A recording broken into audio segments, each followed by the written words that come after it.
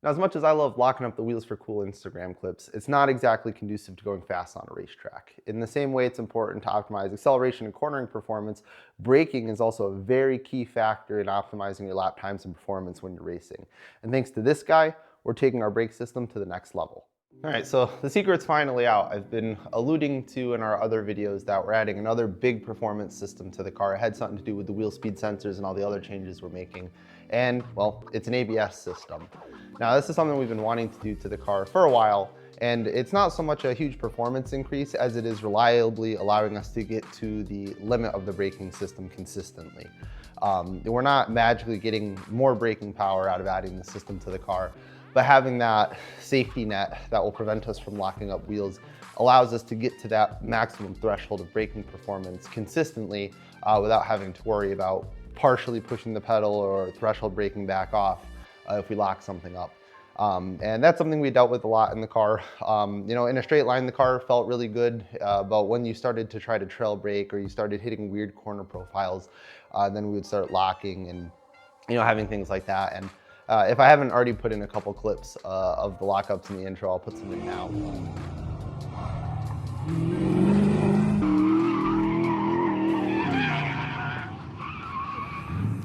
There was tons of instances of us locking under heavy braking on a road course, on autocross, things like that. And so we want to try to eliminate that so we can just consistently drive the car at the limit, because there is something to be said for that. You know, things like ABS and traction control, which we're implementing on the car with all these changes, you know, it's a nice safety net that allows us to then just try to drive the car towards the limit. Now, it's important to not have those systems be too intrusive because you don't want them getting in your way when you're driving, but it is nice to just go into a big braking zone and know, okay, I'm not gonna lock the wheels up, so I can just hit the pedal as hard as I need to, and then the ABS will take care of anything if I overstep what I'm asking the tires to do. Now, the whole reason we even started implementing this system was because of us adding the wheel speed sensors into the car for the DCT swap. As part of the DCT swap, we're adding in Corvette wheel speed sensors front and rear on the car because the DCT needs to see the wheel speeds. And so that also allows us to now have traction control, and since we have all four wheel speeds, ABS. It just happens to work out that all of the systems work together off of those sensors. The ABS system we're going with right here is a Mark 60 E1 system, or at least that's what it's based off of. Now, the Mark 60 is really the most common ABS swap when you're trying to retrofit cars that didn't come with ABS from the factory, or even if you have something like a C5 Corvette that doesn't have great ABS from the factory and you want to upgrade it more towards something that's Motorsport-esque. Now, there's a ton of different variants of the Mark 60. I won't get too far into them. That's not really the point of this video, but the gist of it is that there's the Mark 60, which is probably the most commonly swapped one, especially the E46 M3 variant. They're really sought after because it's basically a standalone system. You have the module, and then you have wheel speed sensors, yaw sensors, and then your power and whatnot. And then the Mark 60 itself has external pressure sensors. Then it can operate separate of a body module or an ECU or anything like that. And then as sort of variants off the Mark 60, there's the Mark 60 E1, which is what this is. The E1 referring to the fact that this has a single internal pressure sensor, and then there's Mark 60 E5, which has 5 internal pressure sensors, at least I believe from all my research. Now, we went with this one because we ended up working with a company called Race Harness Technologies out of Maryland. Shout out to Doug. He's been a big help through this process, and I've definitely caused him a lot of headaches along the way. So definitely appreciate his customer service and him hooking us up with one of these systems. Now, this one starts life as a basic Mark 60 E1 unit, but what's cool about what Doug and Race Harness Technologies do is that you can give them all the information about your car, so track width, weight distribution, your specific brake setup, things like that, and they'll work with Continental Motorsports and put a custom flash on this so it's more of a motorsport style unit. So it's got a specific flash in here that is for this car. It's not, you know, working off like an E46 M3 or some other generic setup. This is set up for this car, which will give us that little bit more performance than if we were trying to use like a universal flash that's on this.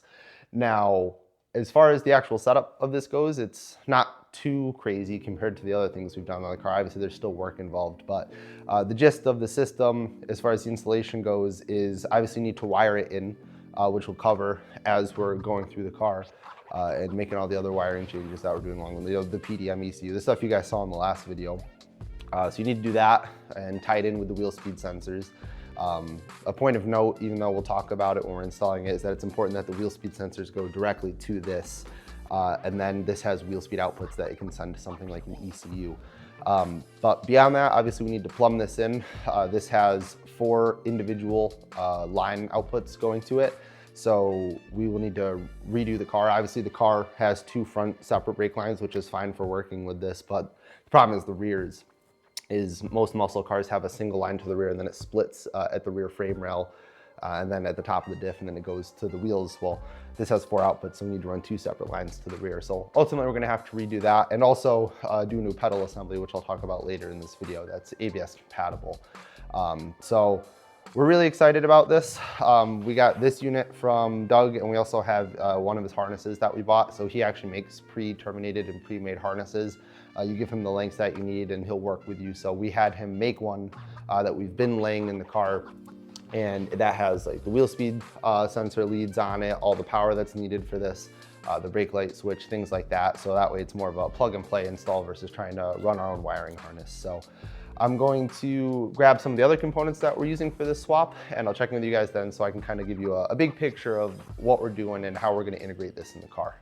All right, so let's talk pedals and master cylinders. Now, I had alluded to in the previous clip that we're gonna have to make some changes up here, and that really just comes down to compatibility with the ABS system. When you have the ABS pump kick in, it starts sending pulses back through the master cylinder rather violently. Certain master cylinders can't take that, or they can for a little bit and then they'll fail, and that's something that's very important to keep in mind because it is not ideal to have your master cylinders or braking system in general fail when you're out on a racetrack or under any circumstances for that matter. Now, the system we've been running in the car is a Tilton setup. I believe it's their 75 or 76 series master cylinders with the integrated reservoirs. We've run this on the car since, I want to say 2021, when we took the car off the frame most recently. And we've been very happy with it. It's been an awesome setup. It's given us a lot of flexibility for adjusting the master cylinder sizes and using the balance bar to really dial in the brake system. And it's an awesome system from Tilton. It works great. It's just not compatible with ABS. It's nothing to do with Tilton or anything like that. It's just this system is not intended to work with ABS systems, but fortunately Tilton does have a system that does work with ABS systems, and that's what we're going to be going with. We're very happy with the quality from Tilton. Stuff works great, so if it ain't broke, don't fix it. Happy with Tilton, we're going to stick with Tilton. I got a big box of goodies on the floor from our friends at Tilton, and we'll kind of run through what components we're going to use to actually make the system function. Now, this all starts with their updated pedal setup. Now, this looks very similar to the one that we run in the car.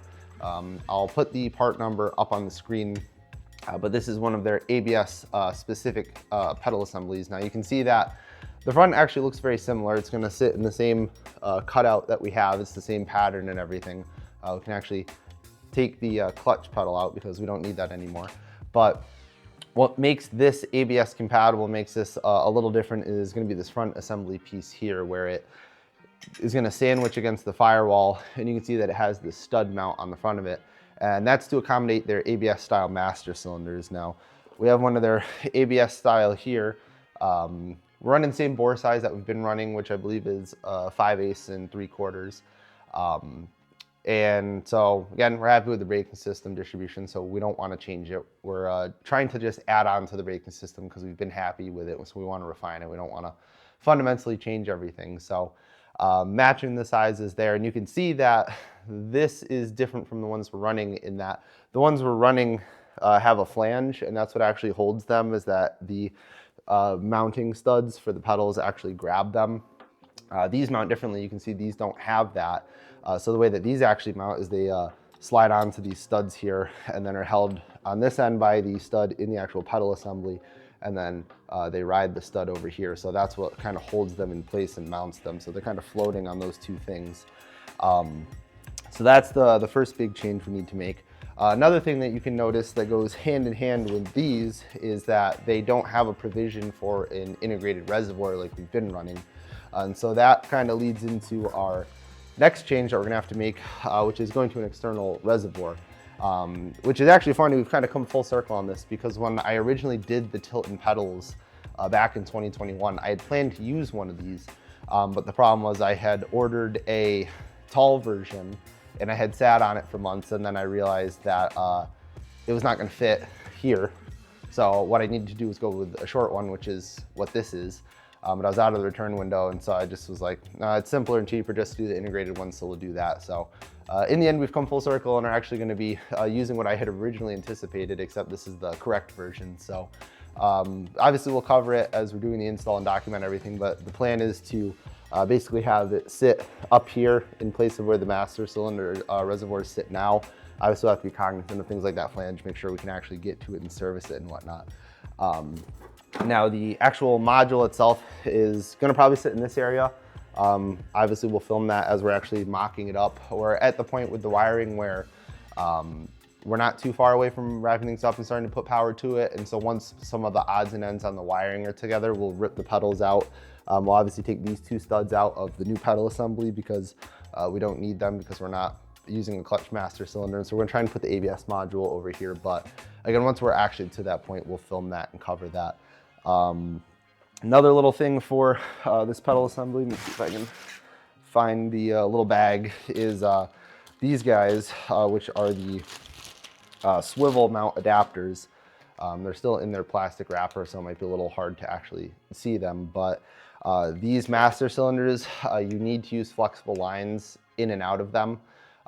This, I believe, is like an AN3, just typical thread, but this rear port here is like a snap ring setup, which is where these guys come in, so you have to buy these adapters to use them.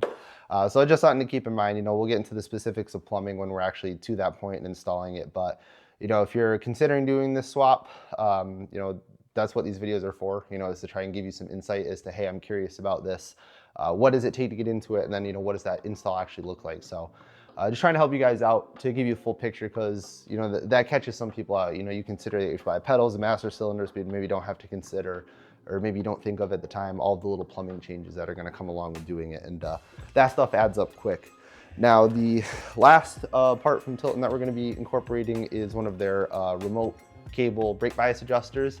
Now this is the same thing. This is something I've been wanting to incorporate in the car for a very long time. I had bought one back in 2021. This is their premium version. It has like the rubber on the outside of the adjuster, and it just looks like nice black finish. I had one of their red plastic adjusters, and basically I couldn't find a spot on the dash where I could get a good routing without kinking it or hitting something to get to the pedals. But we're going to be doing some changes on the interior, which I'll talk about, once the interior actually starts coming together. That will allow for us to have a little better routing and actually hook one of these up and use it. So that's all the changes on the master cylinder front, and pedal and whatnot. It's kind of all integrated. It's like a domino effect with changes. Really, this all stems from needing to change the master cylinders to something that's ABS compatible. So then we have all these knock-on effects of having to go to that reservoir, the pedals, things like that. Not the end of the world, but it is stuff to think about if you're getting involved in one of these systems. In our opinion, it's well worth it, but it's just something to keep in mind that it's always a little more complex or involved than you may think at first thought. All right, so there it is, the big reveal of the other big upgrade we're doing to the car beyond the dual clutch transmission swap. This is something we're really excited about, and it's going to not be a huge brake performance increase, but it is going to allow us to be at the limit of the braking system more reliably, which will yield us a lot of performance when we're racing. There's been plenty of instances where we didn't optimize our braking zones as much as we could just because we couldn't threshold brake fast enough, or we were scared of locking up and hitting a wall or something. So this helps give us some more confidence in not having to worry about locking the brakes and flat spotting tires and sliding anymore. And there's a lot to be said for that. Now, this is sort of a high-level introduction video where I just wanted to show you guys, hey, here's what we're doing, here are the big components involved, and here's some things to think about if you're considering doing the swap. But we'll get a lot more into the nitty-gritty and the install as we continue the series of install videos and changes on the Olds. I figured I'd just do this video to get it out of the way, so that way we can get back to just putting the car together, and you guys won't be surprised when all of a sudden there's ABS components on here. So we have some really cool changes coming to the car now that you guys know all about them. And we're really excited to start racing this thing. We're really not that far away, even though it looks like the car is years away from being complete. It's starting to come together quick, and we're really excited to keep sharing this content with you guys. So with that said, I'll see you guys in the next one where we're back to putting this thing together.